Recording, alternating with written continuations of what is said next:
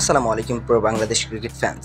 দর্শক, আপনারা সকলে জানেন আগামীকাল বাংলাদেশ কিন্তু নিজেদের ভারত সফরের প্রথম টেস্টে মাঠে নামবে এবং তার আগে কিন্তু গতকালকে মঙ্গলবারের দিন কিন্তু ভারতীয় গণমাধ্যমে কথা বলেছেন ভারতীয় অধিনায়ক রোহিত শর্মা এবং সেখানে কিন্তু তিনি বাংলাদেশকে নিয়ে হাস্যোজ্জ্বলভাবে মেতে উঠেছেন।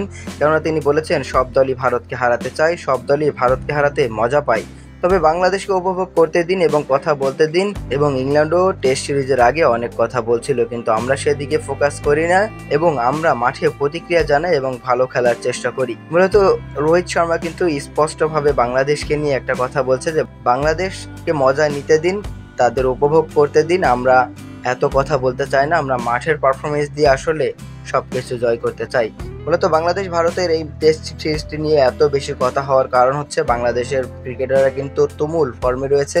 কেননা ভারতের বিপক্ষে সিরিজ খেলার আগে কিন্তু এর আগে বাংলাদেশ পাকিস্তানের বিপক্ষে 2 ম্যাচের টেস্ট সিরিজ খেলে এসেছে এবং সেখানে কিন্তু তারা দুর্দান্ত জয় পেয়েছে। তো সেক্ষেত্রে কিন্তু ভারতের একটু ভয়ভীতি থাকার কথা, তবে ভারতীয় অধিনায়ক রোহিত শর্মার কথায় এতে কোনো রকম কোনো আওয়াজ পাওয়া যায়নি।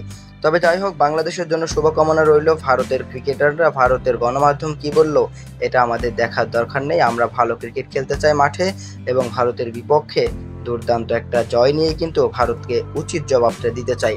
তো দর্শক, রোহিত শর্মা যেভাবে বাংলাদেশ দলকে নিয়ে মজা নিয়ে কথা বলল, এই মজার উত্তর কি দিতে পারবে টাইগাররা?